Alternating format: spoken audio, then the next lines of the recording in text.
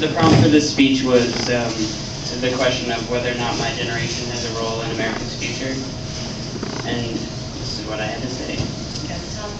Louder. Louder? There you go. Is this good? All right. America's been prosperous for over 200 years, and yet still continues to find and make adjustments needed to make it a truly great nation. In the 1860s, we fought the Civil War in efforts to abolish slavery, and we succeeded. In the 1960s, people everywhere fought ceaselessly to promote equality, and that too, we succeeded. Since Thomas Jefferson's first pen stroke of the Declaration of Independence, our nation has continually progressed to become one of the most sophisticated and respected in the world today.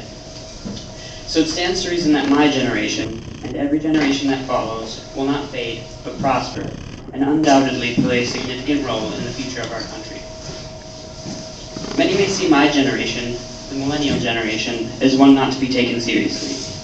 When it comes down to it, what do we truly have to offer? I mean, for a majority, it's just iPods, reality television, bickering politicians. Those are the only things that come to mind.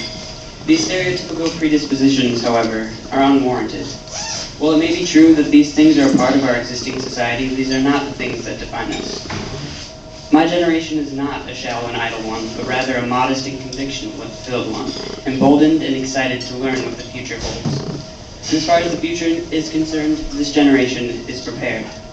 Not only are we equipped with the wisdom and the practicality of our elders, but also the progressive and innovative nature that would enable us to learn from the mistakes made by past generations. Thus, the undermining of this era does not dismiss its potential.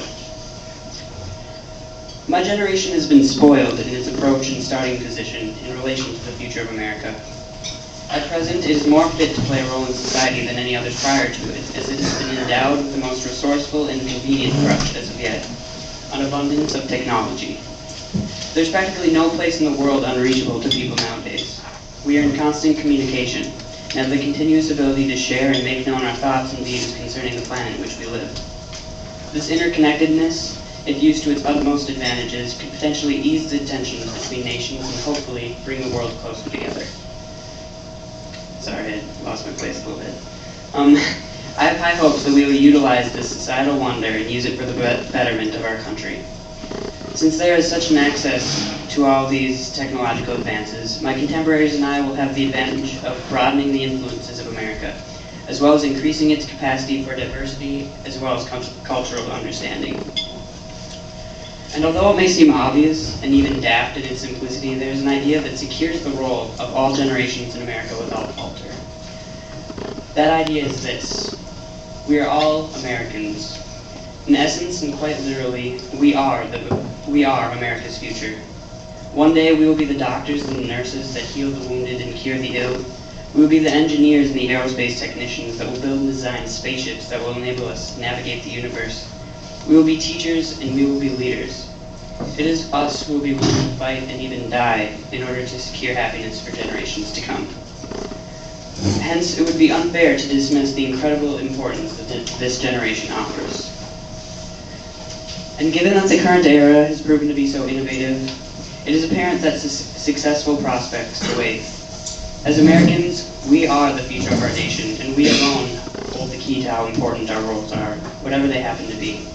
So where the question of whether or not my generation has a role in America's future is concerned, there's really only one answer, and it is an absolute yes, and that will never change. Thank you.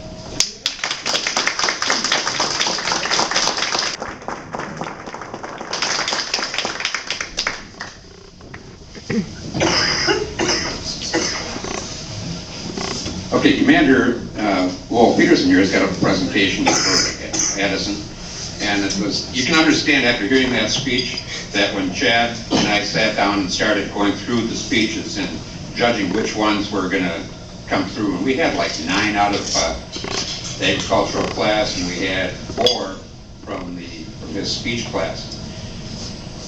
We marked what we thought was going to, take first place and what second, that sort of thing. Shelley came along a little later on and went through the same amount of tapes that Chad and I had already listened to. And it was funny because when I talked to her that evening, I asked her, I said, do you kind of agree with Chad and what I found? She says, most definitely. And after hearing this speech, you can understand why. The kid's definitely got his stuff together. So, Commander? Addison, I'm going to present you this year with this certificate, suitable for framing. Thank you very much. It was perfect.